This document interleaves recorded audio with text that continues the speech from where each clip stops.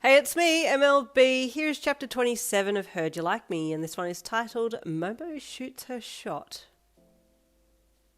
Feeling pressure beyond belief, you quickly lifted one leg and pushed with your hands overhead into the bed sheets and slid down the bed from under her, rolling onto your stomach as you did so and pulling yourself out from under her and then jumping off the bed.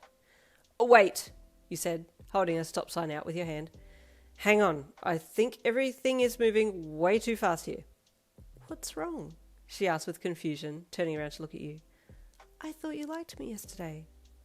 I do, you replied emphatically. "I mean, I did." "Did?" she asked with a crestfallen look on her face. You hummed. "Oh man, this is bad," you groaned, placing your hands to your face and rubbing them back and forth. Okay, I need to tell you something." "What is it?" she asked, tilting her head to the side.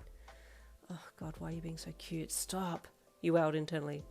"Okay, so something really weird happened last night and I don't know why it all happened this way, but it did and now I don't know what to do," you said. "Well, come and tell me," she said as she patted the bed next to her. "Honestly, I'm scared to get close," you chuckled. "Let me explain from here, okay? It'll all make sense, but also I am prepared for you to hate me too after hearing it."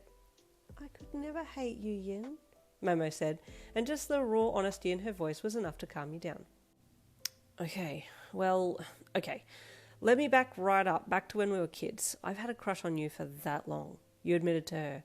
Back when we used to swing off that old tire down by the lake, back that far. You know when you used your quirk to save me when I swung out too far and fell off the swing and couldn't swim back in? That was when I first thought I wanted to be with you, you said. "We were 7 years old," she said with surprise. "It's been going on since then?" "Yep," you said, with a pop to your P. "Well then, why?" she asked. "Okay, let me explain," you said. "So when I came over here to Japan, I had one thing I needed to do. I needed to tell you how I felt about you," you admitted. "And that was it. I've always liked you and only you. But then..." You saw the expression on Momo's face change, and she hung her head. "Jirou?" she asked softly. You swallowed thickly and nodded. "Yeah," you rasped out. There was silence for a bit, and then Momo spoke. "I wanted you to get along with everyone here, and I wanted them all to love you like I did. But I will admit, you and Jirou just seemed to be getting on better than what you had with the others. You two just clicked," she said. "I felt it." "Yeah, well, Jirou is gay," you said. "Oh?" Momo asked, looking up at you. "I didn't know that." "Yeah, neither did I until she told me," you said. "And last night, after I confessed to you, I went to the kitchen and she came in and I don't know how it all happened, but she told me that she liked me and the timing was horrible, but I felt like you were going to say no to me anyway, and you did, so, Jirou and I are kind of seeing each other now," you admitted sheepishly. "I know it's not exactly the right way to go about things, but this is just how it's happened." Momo sighed. "I thought I had made the right choice last night, but when you started treating me differently, I didn't like it," she said. "What do you mean? I've been treating you the same," you said. "No," she shook her head. "You don't call me baby anymore, and you haven't touched me like you used to, and I really want that. I even felt like I wanted to kiss you before. That time when you had me up against the wall, I wanted to kiss you," she said, her cheeks burning red as she averted her eyes from yours. You were gobsmacked. What in the Romeo and Juliet timing was this? But what about Jirou? You couldn't just go and break up with her after one day. You had actually fallen for her pretty badly. But when Momo was saying all of these things, your heart felt like it was going to explode. This is actual crap right here," you groaned. "Cut the camera's dead ass." "I guess the timing is off," Momo said sadly. "I'm sorry," she added. "Sorry? Why are you sorry? You actually have every right to hate me right now," you replied with confusion. "Oh, I could never hate you. I was the one who said that I didn't think I was ready for it," she said. "I'm the one going back on my word. I was just too late. I didn't realize that there was competition." "Well, this is all new to me too. I went from being surrounded by egotistical guys to coming here and having you and one other confirmed gay girl right in front of me. So, you know, the Lord works in mysterious ways," you said with a light laugh. Momo gave you a sad smile. "I'm happy for you and Jirou," she said, her smile stabbing you in the heart. "Thanks." you replied softly. Are you going to be okay, though? I think so, she replied, but you both knew she was lying. She knew it, you knew it. You wondered why she'd even said it. You nodded and then looked at your watch. It's time for bed anyway, so let's have a good sleep, yeah? You asked. You might feel better in the morning? Yes, she said with another smile as she turned and crawled up onto the bedsheets and then started wiggling herself down into them. You got changed quickly and then got into bed as well, snuggling down under the covers next to her. Night, Momo, you said softly.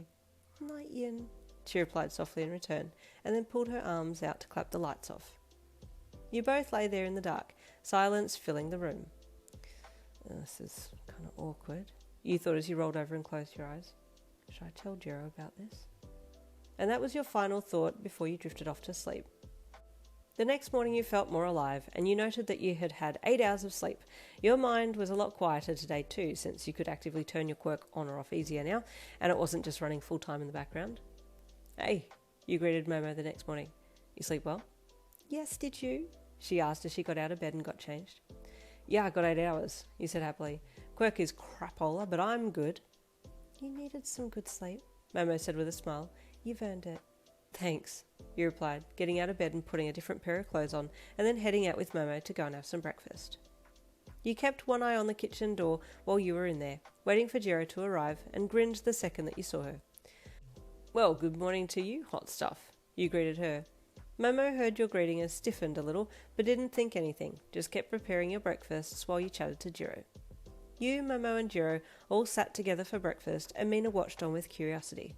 Momo appeared to be a little calmer that morning, but with a little bit of a sad undertow, and you and Jirou seemed fine.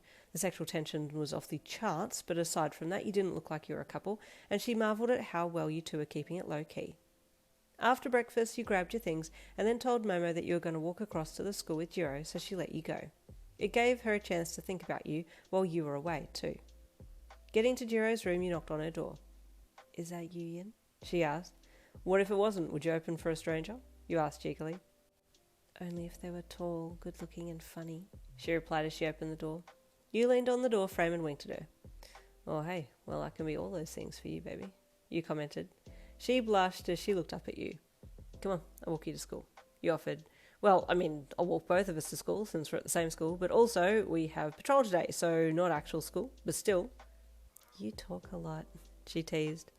I do when I'm nervous, you replied, pushing off the doorframe. Are you nervous? I don't believe that, she replied cheekily. You make me nervous, you little cutie, you said back to her, and she had to look away to keep her composure. Yin is low-key so hawks-coded in this, oh my goodness. Anyway, stay tuned for, I'm sorry, it'll be next week for Heard You Like Me, but tomorrow we're back to Sarah. I'll see you then.